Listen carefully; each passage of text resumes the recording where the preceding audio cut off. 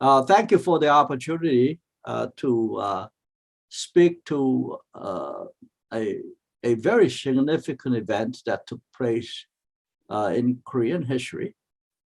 That is, for 1,000 years, the historically we say 5,000 years of Korean history, on and off, most of the time, Korea has been a tributary state to China. That means that it has lived and functioned pretty much as a country paying tribute to China right next door, the most dominant power. But what China did to Korea, however, you pay a variety of gifts and tributes to Chinese emperor, but China left Korea pretty much as an autonomous state to function on its own, keeping their own culture, language, and so on. So they have never felt that they were colonized country, although they looked up to China for diplomacy, protection, and so on. This has radically changed in 1910, when Japan, as an industrial power, rising industrial power in East Asia, after Japanese Meiji Restoration in 1868, which means in practical terms is that Japan began to open up itself to Western science and technology, has rapidly developed in its industrialization, and as well as a military power. And Japan had ambition to expand toward the China, really, dominant power. To do that, to seize Korea first as a bridge to China, which it formally did in 1910.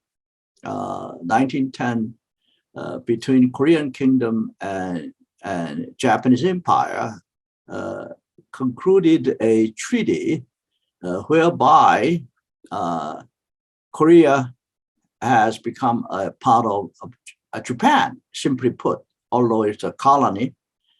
So Korea as such was wiped off the map. It's gone. It has become part of Japan. This shocked the Koreans to the bone, because even under China, they have never felt their territory was occupied by foreign power. But in Japanese annexation case of Korea, it was formally declared that Korea as such shall no longer exist, as it has become, she has become part of Japan. For about 10 years later, and this was done in 1910, in the meantime, First World War has come to an end in 1917, and the end of First World War was engineered by United States, particularly a morally driven President Woodrow Wilson. Upon conclusion of the First World War, Wilson declared an important policy stance to the world, that is, to keep the world safe for democracy. That was his motto. And he presented 14 points to the League of Nations, of that 14 points, there was a clause for self-determination of all oppressed people. Now, this has spread throughout the world. And many countries then, they were seized under imperialism and colonialism, got all excited, including India under Gandhi, Korea, and then countries in Africa. And Koreans watched very carefully, and this Wilson's call for self-determination of all oppressed people have galvanized Koreans to declare themselves independent, consistent with the Wilson's idea of self-determination. And they have planned it a massive resistance to Japanese occupation. And that took place March 1st, 1919. The legacies of March 1st, 1919 are twofold. First, it has given to Koreans a national crisis at which they became truly nationalistic. So it has developed Korean nationalism for the world to watch. And then second, consistent with the idea of self-determination, Korea shall become democracy, no longer monarchy, or go back to kingship. Now, Japanese occupiers brutally suppressed the demonstrators. Estimate is that the then Korean population, both south and north now divided, but then one Korean population of about 20 million, out of which about 400,000 population took place in the March 1st resistance movement, which, by the way, not just took place one day, it lasted at least half year to year. As soon as you suppress movement in one place, and then it popped up another place, and so on. So Japanese police and gendarmes means military police, were busy hopping around the different areas. Whenever they suppressed and quieted it down one area, then another area popped up with a demonstration and so on. About 900 Korean folks were murdered and killed. And then about 40,000 were injured, and also same number were imprisoned. Now, then Koreans who couldn't stand the Japanese occupation, and also those who had ambition to study abroad, started to leave Korea. They left for Manchuria, China, and also Beijing and Shanghai to study abroad. And some, by the way, left for Japan to study in Japan. Many of them left for the United States as immigrants. And coincidentally, about this time, Hawaii, which then was US territory, needed laborers to work on Hawaii sugar plantation. And they asked the Korean king to send some Korean laborers to Hawaii.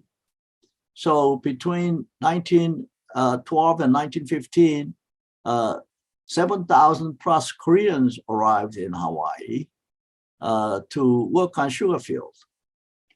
Some of them transmigrated from Hawaii to west coast of the United States.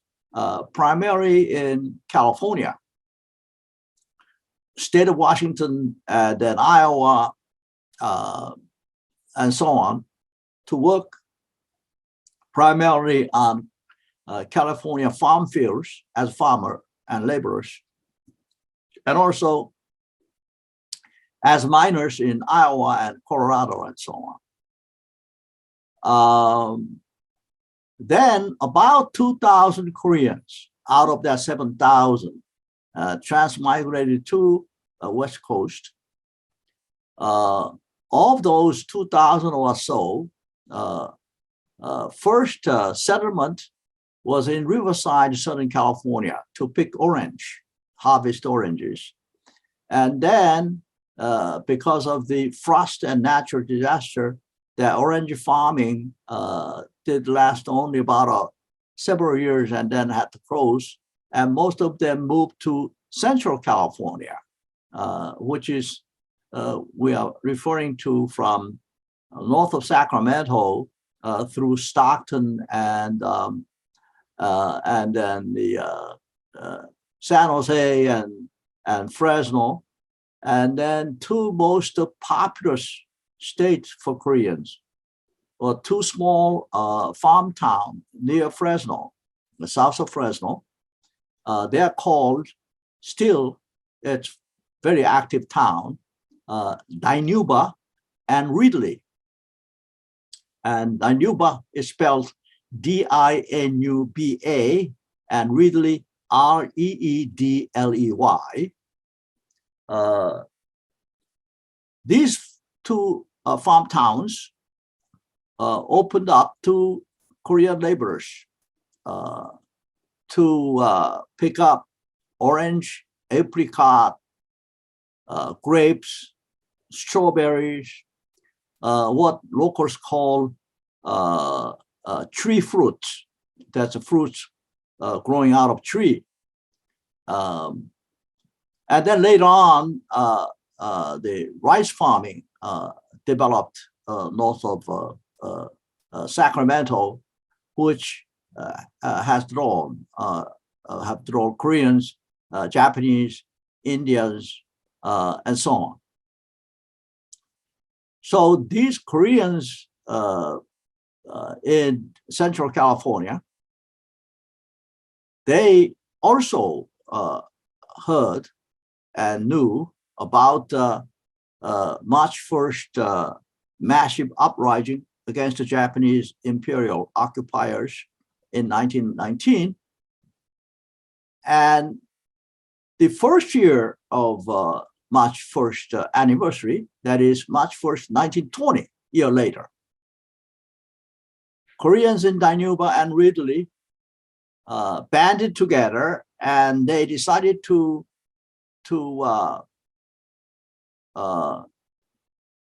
put up a great celebration of the bloody Declaration of Independence, which took place a year ago.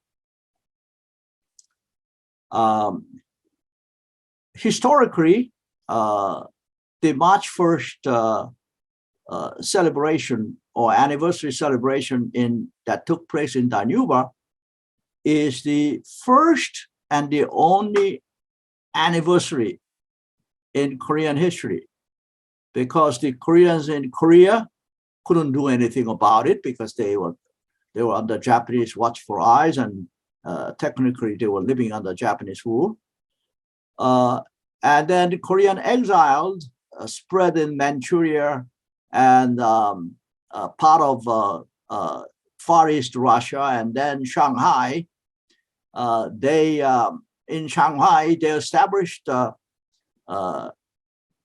provisional Korean government, that is a government in exile in April 1919, but they were poorly organized. They didn't have funds to celebrate a year later. So what took place in Dinuba is the only one that had a formal celebration of the March 1st. Now, how did they celebrate? They were getting paid then 10 cents an hour as a laborer on a farm, and they were not but they by no means they were well-to-do folks at all. They were just farm laborers, but they wanted to put up a big show, and they paraded the downtown area in Danuba. They hired the jeeps and hired horses, and also they hired the airplane. Now, how did the airplane come about? That again has to do with Koreans' rice farming up in Northern California. A Korean who farmed about 1,000 acres plus, then 10,000 later on, was a Kim Jong-nim. He was called the Rice King because he was growing rice on a huge scale. And he put up the money to set up a Korean flight school. It's called the Willows, California, in Willows. It's a game farm place. The Willows Korean Aviation School in Willows. And he was training Korean pilots with the modern technology, with his wealth. And his idea was that to train Korean combat pilots who could confront Japanese occupiers in Korea. That was the idea behind it. Looking back, of course, it was daunting and perhaps impossible, but they were resolved that much. The pilot at that school was to fly over the parade route in Danuba on March 1st, 1920. And the plane came up to Fresno.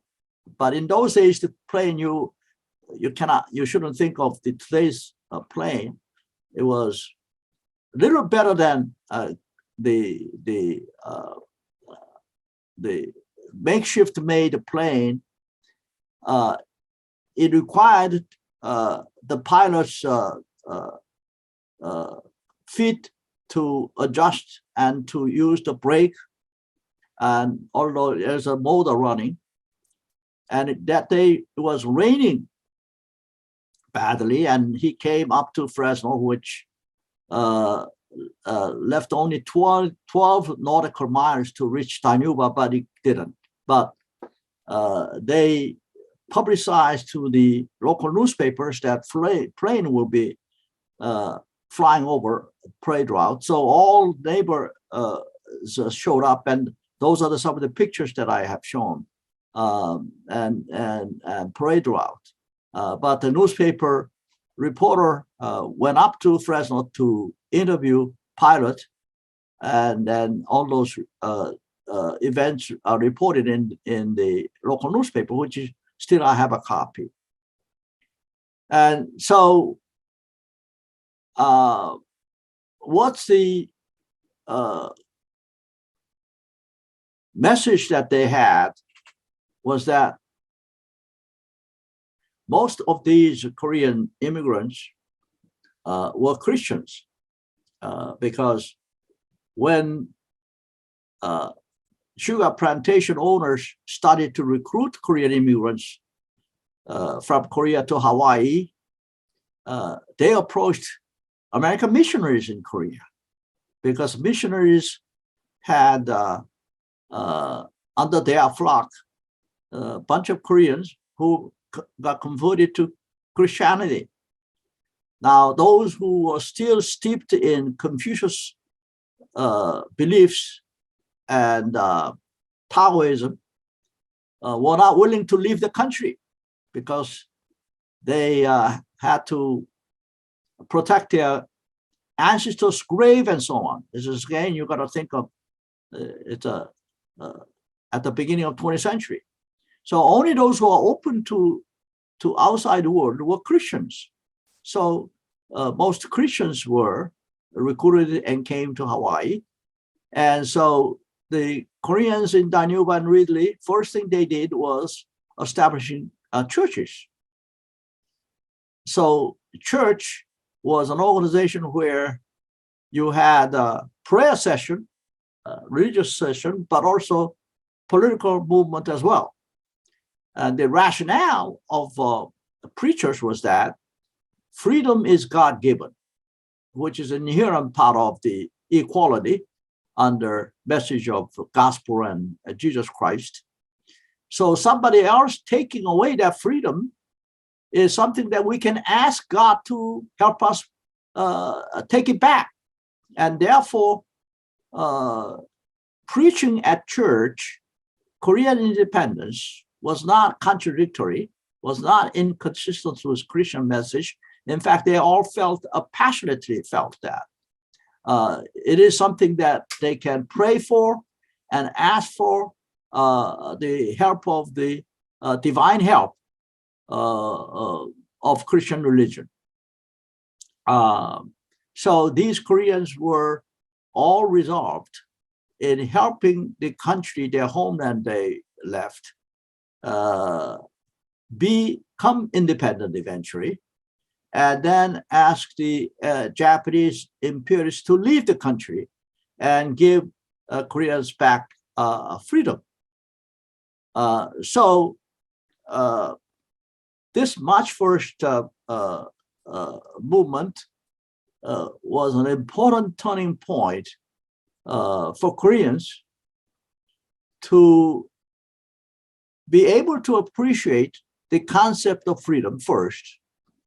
And then second, if you love freedom, then political system you turn to is naturally democracy. And therefore, freedom and democracy became ingrained in Korean psyche and psychology from 1919 on. And from that point on, the idea of democracy again got reinforced when U.S. Came to assist South Korea to stand on its own and developed to the degree it has now. And so the South Korean democracy and students' demand for democracy during the military dictatorship in Korea, all that democratic tradition and idea go back to March 1st, 1919 breakthrough. And that's why Koreans date the modern Korea from the time that Korean provisional government was established in Shanghai in April 1919 onward. And for Koreans immigrants in the United States, specifically in small town, farm town called Danuba, was the place where they celebrated, remembered the first anniversary in the grandest manner possible in those days. And to keep this memory alive, I helped to establish Central California Korean Historical Society in 2002, right at the centennial anniversary of commemorative event of centennial event of Korean U.S. immigration. And